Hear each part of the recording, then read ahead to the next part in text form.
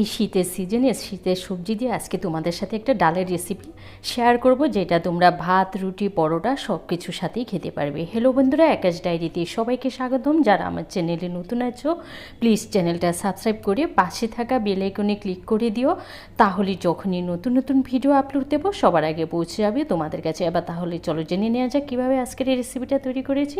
তো এখানে নিয়েছি আমি মসুরি ডাল, ফুলকপি, আর নিয়েছি এখানে তোমার মটরশুঁটি, একদম ফ্রেশ যে মটরশুঁটি এগুলোকে আমি একটু ভাপিয়ে নিয়েছি। তো এখানে আমি দিয়েছি সাদা তেল গরম করে ফোড়নের জন্য তেজপাতা, গোটা জিরা, শুকনো লঙ্কা, এলাচ, লবঙ্গ আর দারচিনি। এগুলোর থেকে যখন সুন্দর একটা ফ্লেভার আসবে, তারপরে এখানে আমি অ্যাড করব কিছু মশলা। এই রেসিপিটা তোমরা পেঁয়াজ রসুন দিয়ে করতে পারো, আমি একদম পেঁয়াজ রসুন ছাড়াই তৈরি করছি।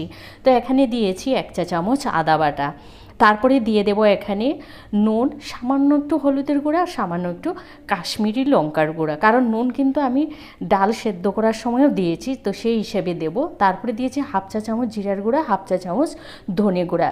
এবার মশলাটাকে 3 থেকে 4 মিনিটের মতো কষিয়ে নেব, মশলা থেকে তেল ছেড়ে আসা পর্যন্ত। যখন মশলা থেকে তেল ছেড়ে এসছে তখন আমি এখানে দিয়ে দিচ্ছি ভাপানো কড়াইশুঁটি আর দিয়েছি ফুলকপি। তারপরে এখানে শিম দিয়েছি, সেটা বলতে ভুলে গেছি। তো এখানে দিয়েছি শিমগুলোকে আমি একটু ভাপিয়ে নিয়েছি। তো এবার এগুলোকে আমি আরও 2 থেকে 3 মিনিট একটু মশলার সাথে কষিয়ে নেব।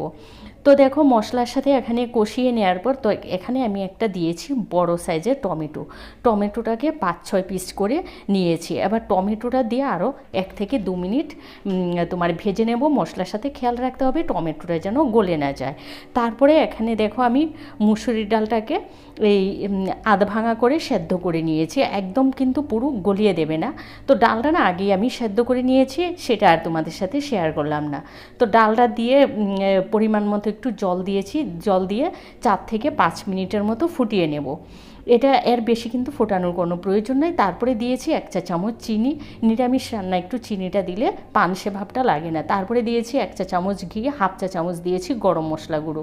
এগুলোকে দিয়ে বেশ ভালো মতো নাড়িয়ে দিয়েছি। যখন ফুটে উঠেছে তারপরে আমি নামানোর আগে এখানে দিয়ে দেব ধনেপাতা কুচি। গ্যাসটা অফ করে দেব। ধনেপাতা কুচিটা দিয়ে ভালো করে নাড়িয়ে নিয়েছি। আমার গ্যাস কিন্তু অফ করা হয়েছে। তারপরে ঢেকে রেখে দিয়েছিলাম 3 থেকে 4 মিনিট।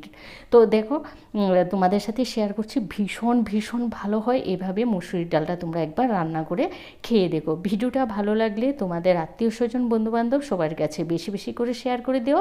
আর যারা আমার চ্যানেলে নতুন আছো প্লিজ চ্যানেলটা সাবস্ক্রাইব করে পাশে থেকো। তোমরা ভালো থেকো, সুস্থ থেকো। আবারও দেখা হবে নতুন ভিডিও নিয়ে। আজকের মতো টাটা।